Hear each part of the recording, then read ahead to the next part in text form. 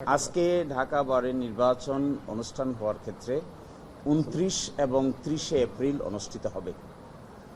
এর মধ্যে এখানে যারা উপস্থিত আছেন তারা সবুজ প্যানেলের সভাপতি প্রার্থী আছেন, সেক্রেটারি প্রার্থী আছেন, সিনিয়র ভাইস প্রেসিডেন্ট প্রার্থী আছেন, ট্রেজারার প্রার্থী আছেন এবং অন্যান্য সকলেই এখানে হাজির আছেন পূর্ণাঙ্গ প্যানেলের।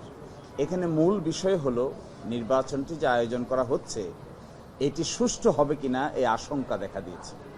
এর পিছনে কারণ হলো নির্বাচন কমিশন গঠিত হয় যে প্রক্রিয়ায় তার মধ্যে এতদিন ধরে প্রথাগতভাবে প্রচলিত যে একজন প্রধান হবেন আর ১০ জন হবেন তার সহকারী, এর বাইরে থাকবেন আরও ১০০ জন। এই একজন যিনি প্রধান হবেন এটা সর্বসম্মতিক্রমে সকলেই মেনে নিয়েছে। এরপরে যে ১০ জন হবেন নিয়ম হলো ৫ জন হবে এক প্যানেল থেকে আর ৫ জন হবে বিবাদমান আরেকটা প্যানেল থেকে। কিন্তু এখানে দেখা যাচ্ছে এই ৫-৫-১০ জনের ভিতরে তারা এককভাবে ৭ জনকে নিয়োগ দিয়েছেন, বাকি ৩ জনকে বলতেছেন অপর পক্ষকে দেওয়ার জন্য। এর বাইরে আরও ১০০ জন আছে, ওই ১০০ জনকে কিভাবে করবেন তারও কোনো সঠিক রূপরেখা তারা দিচ্ছেন না। এখন দেখেন ৭ জন যদি এক পক্ষে থাকে তাহলে যেহেতু একটা ব্যালট পেপারে একজন একজন করে ২ জনের স্বাক্ষর লাগে, তাহলে ৫ জন যদি দুটো প্যানেলের হতেন, এই প্যানেল থেকে একজন এই প্যানেল থেকে একজন গিয়ে ব্যালট পেপারে স্বাক্ষর করার কথা। কিন্তু ৭ জন যদি একদিকে থাকে তাহলে তো দুই পক্ষ থেকে লোক নিয়ে ব্যালট পেপারে স্বাক্ষর করার কোনো প্রয়োজন নাই, তারাই ২ জন মিলে এই ব্যালট পেপারে স্বাক্ষর দিতে পারবেন।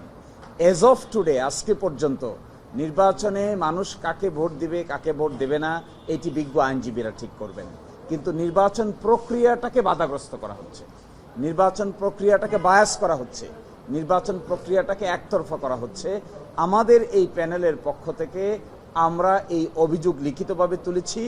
আজকে বার কাউন্সিলের কাছেও এই ব্যাপারে দরখাস্ত জমা দেওয়া হয়েছে আজকে সকালে এই অভিযোগ করে। আমরা এক্সপেক্ট করব যারা এখানকার নেতৃবৃন্দ আছেন, প্রধান নির্বাচন কমিশনার আছেন, ওনাকে আমরা আহ্বান জানাবো আপনি অ্যাক্টিভ হন, আপনি প্যাসিভ হবেন না, আপনি কারো উপর ছেড়ে দিবেন না। নির্বাচন পরিচালনা করার দায়িত্ব আপনার, কিন্তু আপনি অন্যের উপর দোষ চাপালে তো কাজ হবে না। দ্বিতীয়ত হলো অন্য যারা আছেন তাদেরকেও, যারা এর সঙ্গে সম্পৃক্ত, জাতীয়তাবাদী আইনজীবী ফোরামের সঙ্গে যারা সম্পৃক্ত, তাদেরকে আমরা আহ্বান জানাবো একটা সুষ্ঠু ভোটের পরিবেশ তৈরি করুন। আপনারাও সহযোগিতা করুন, আইনজীবীদের আস্থা অর্জন করে সকলেই ভোটে অংশগ্রহণ করুন। যে যাকে মনে চায় ভোট দেখ, তাতে আমাদের কোনো আপত্তি নেই। একই সাথে আমরা ওই দিনও বলেছিলাম যে গঠনতন্ত্রে আছে যে ভোট গণনার সময় ইলেকট্রনিক পদ্ধতি ব্যবহার করা যাবে। আমরা সেটাও বলেছিলাম ওই দিন যে ইলেকট্রনিক পদ্ধতিতে ভোট গণনার সিস্টেমটা চালু করা দরকার। কারণ কি, অতীতে আপনারা দেখেছেন ঢাকা বারের নির্বাচনে ব্যালট বাক্স পর্যন্ত নিয়ে চলে যাওয়া হয়েছে। তো এগুলো আমরা একদম এর পক্ষে নই। আমরা চাই স্বচ্ছ জবাবদিহিতামূলক নির্বাচন হোক।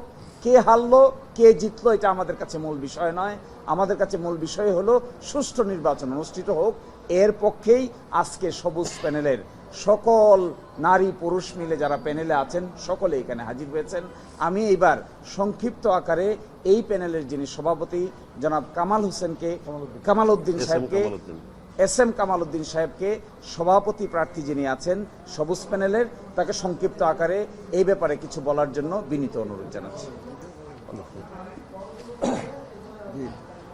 সম্মানিত সাংবাদিক বন্ধুগণ, আমি ঢাকা বারের ২৬ এবং ২৭ সেশনে যে নির্বাচন, এই নির্বাচনে প্রেসিডেন্ট ক্যান্ডিডেট সবুজ প্যানেল থেকে আমার সেক্রেটারি সহ আমাদের এই প্যানেলের সকলেই এখানে আপনাদের সামনে হাজির আছেন, উপস্থিত আছেন। হ্যাঁ, আমরা আমাদের বক্তব্য খুবই স্পষ্ট। এখানে বক্তব্য যেটা দেওয়া হয়েছে, আমরা বারবার আমি নির্বাচন কমিশন সহ ওনাদের দৃষ্টি আকর্ষণ করার চেষ্টা করেছি। আমরা যখনই ভোটের কাজ করতে যাই তখন সাধারণ লয়ারদের মধ্যে একটা আতঙ্ক কাজ করতেছে। সে আতঙ্ক হচ্ছে আমরা ভোট দিতে পারবো কিনা। আমরা বারবার এই বিষয়টা নিশ্চিত করার চেষ্টা করতেছি যে আমরা সকলে মিলে বারের আমাদের যে ঐতিহ্য আছে দীর্ঘদিনের, আমরা এটাকে সমুন্নত রাখতে চাই এবং শান্তিপূর্ণ পরিবেশে আমরা এই ভোট আগামী ২৯ এবং ৩০ তারিখে নারী পুরুষ সকল ভোটার আমাদের লয়াররা যাতে ভোট দিতে পারেন সেই পরিবেশ তৈরি করার জন্য আমরা সর্বাত্মকভাবে আমরা সহযোগিতা করছি। এখানে যে কথাগুলো বলা হয়েছে এটা আসলে আমরা লিখিতভাবেও জানিয়েছি প্রধান নির্বাচন কমিশনারকে। এরপরে ওনারা বলছিলেন যে এটা সুরাহা করবেন, কিন্তু আমরা দেখছি যে এটা আসলে কোনো সুরাহা হয় নাই।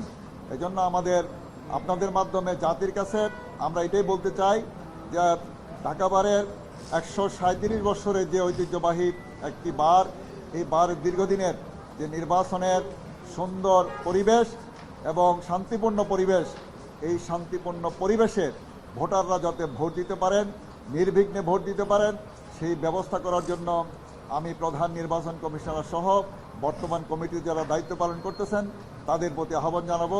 এবং এটা হলো সকল সাধারণ ভোটারদের দাবি। এই দাবির সাথে আমরা ঐক্যমত পোষণ করতেছি এবং আমরা বিশ্বাস করি যে ওনারাও শান্তিপূর্ণ পরিবেশের ভোট গ্রহণের ক্ষেত্রে ভূমিকা রাখবেন। সবাইকে ধন্যবাদ। বিগত সময়ে একসাথে আন্দোলন করেছেন, আওয়ামী লীগের যে ভোটের যে নানা রকম অনিয়ম সেগুলোর বিরুদ্ধে একসাথে আন্দোলন করেছেন। এবার আপনাদের মধ্যে এত আতঙ্ক কেন? ভোটাররা ভোট দিতে পারবে না, আতঙ্ক তৈরি হচ্ছে কেন? এখন তো শুধু আপনারা দুই প্যানেলই আছেন। হ্যাঁ, ধরুন এখানে আসলে মূল বিষয়টা হলো নির্বাচন পরিচালনার ক্ষেত্রে স্বচ্ছতা এবং জবাবদিহিতা। এই স্বচ্ছতা এবং জবাবদিহিতার জায়গাটা আমরা সঠিকভাবে দেখতে পাচ্ছি না। এই জন্যই এই আতঙ্কের পরিবেশ তৈরি হয়েছে। এমন যদি হতো যে পাঁচজন দুই প্যানেলে বিভক্ত হতেন অতীতে যেভাবে হয়েছে, তাহলে এই ধরনের আতঙ্ক তৈরির কোনো প্রশ্নই আসতো না। আমরা বারবার লিখিত আকারে বলার পরেও তারা যেহেতু কোনো পদক্ষেপ নিচ্ছেন না, এই জন্যই আমাদের দায়িত্ব হলো এগুলো মানুষকে জানানো যে অনিয়ম এখানে হচ্ছে, এই অনিয়মটা যেন পূর্ব থেকেই প্রতিরোধ করা যায়। এই জন্যই আমরা আপনাদের সামনে এসেছি।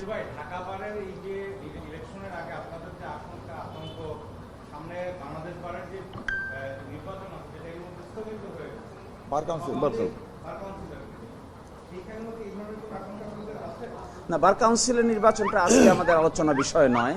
বার কাউন্সিলের নির্বাচন পরবর্তী তারিখ ঠিক হলে আমরা এই ব্যাপারে আপনাদের সঙ্গে বিস্তারিত আলোচনা করব। আজকে ঢাকা বারের প্রায় 20,000-এরও অধিক ভোটার আছেন, নারী পুরুষ মিলে।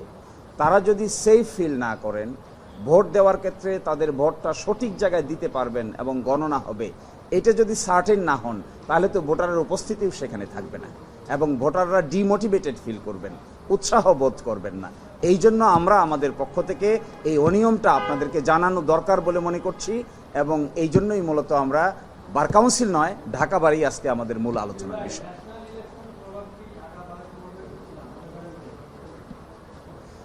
না, দেখুন, ন্যাশনাল বারের প্রভাব ন্যাশনাল ইলেকশনের প্রভাব পড়া না পড়ার প্রশ্ন জনগণ বা ওইখানকার বিজ্ঞ আইনজীবীরা যেটা সিদ্ধান্ত নেবেন এটাই হবে। এটা কার পক্ষে যাবে কার বিপক্ষে যাবে এটা নিয়ে আমরা কনসার্ন না। আমরা কনসার্ন হলো স্বচ্ছতা এবং জবাবদিহিতার পার্ট নিয়ে। তাতে যদি বিজ্ঞ আইনজীবীরা ব্লু প্যানেলকে বা সবুজ প্যানেলকে ভোট দিবেন, যদি সবুজ প্যানেলকে ভোট না দিয়ে অপোজিট প্যানেলকে ভোট দিবেন।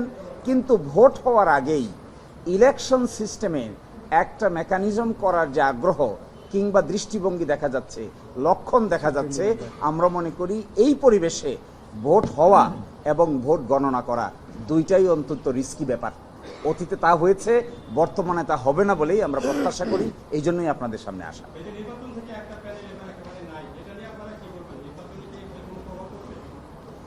দেখুন, নির্বাচনে যদি কোনো একটা প্যানেল না থাকে, তাহলে যারা আছেন, বিজ্ঞ সদস্যরা আছেন, তারা তাদের পছন্দ মতো যারা নির্বাচনে দাঁড়াচ্ছেন তাদেরকে ভোট দেবেন। এবং দ্বিতীয় তৃতীয় যদি কেউ কম্পিট না করেন, সেই কম্পিটিশন যারা করেন নাই তাদেরকে তো আর ভোট দেওয়ার স্কোপ নাই। যাদের ব্যালট থাকবে তাদের মধ্য থেকেই ভোট দিতে হবে। তো আমরা এক্সপেক্ট করি যেভাবে নির্বাচনটা আয়োজন হয়েছে এটা স্বচ্ছতার সহিত হোক না কেন। এবং আমরা এটাও শুনেছি যে ওই বারের নির্বাচনে 9 জন স্বতন্ত্র প্রার্থীও দাঁড়িয়েছেন। তাহলে তাদেরও তো পক্ষে ভোট পাওয়ার অধিকার তাদের আছে, জনগণও তাদেরকে ভোট দিতে পারে, অসুবিধা নাই, যাকে মনে চায় তাকে ভোট দিবে। কিন্তু সেখানে ইলেকশন কমিশনে অধিক সংখ্যক সদস্য রেখে ফলাফলকে নিজের মতো করে চেঞ্জ করার মেকানিজমটাকে আমরা কোনোভাবেই মেনে নিতে প্রস্তুত নই।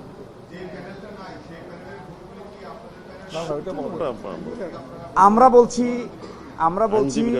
এই ব্যাপারটিতে বিজ্ঞ আইনজীবীরাই ঠিক করবেন কাকে ভোট দিবেন কাকে ভোট দিবেন না। কারো সিদ্ধান্তের উপর তো আমাদের হাত নাই। এই ব্যাপারে আইনজীবীদের বিবেচনা বোধের উপরে আমাদের পূর্ণাঙ্গ আস্থা আছে।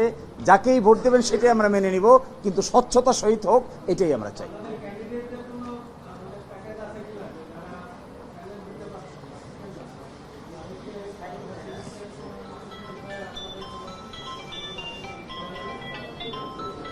বুঝতে পারছি না।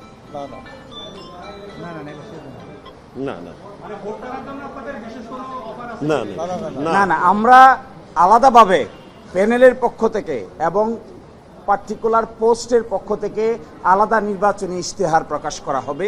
এইটার জন্য যে নির্বাচনী তফসিল আছে, তফসিলের সীমার মধ্যেই আমরা এটা করব। একইভাবে একটা ফেসবুক পেজ খোলা হয়েছে, আপনারাও সেখানে দেখতে পাবেন যে এই প্যানেলের ইশতেহার কি থাকে এবং প্রতিটা পদের এগেইনস্টে কী কী ইশতেহার থাকে সেটা আমরা ঘোষণা করব।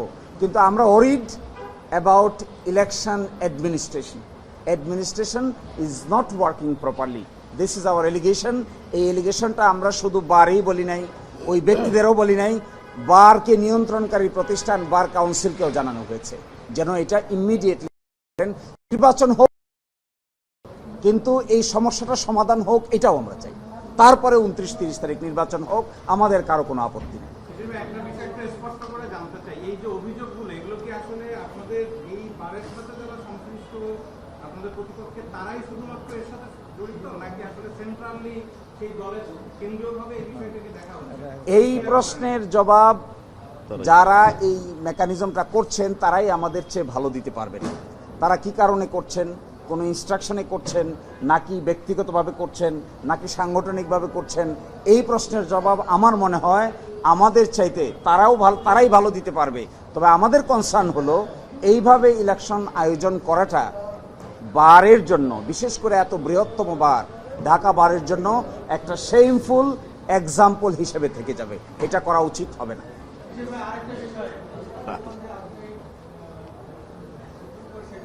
এটা সেপারেট, এটা এখনকার সাবজেক্ট ম্যাটার না। We will talk this issue letter, very shortly letter.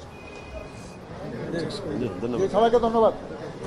Niacinamide O salicylic সমৃদ্ধ লিলি ফেস ওয়াশ যা ফেসের ডেড স্কিন সেল দূর করে দেয় দ্বিগুণ ফাস্টার ব্রাইটেনিং।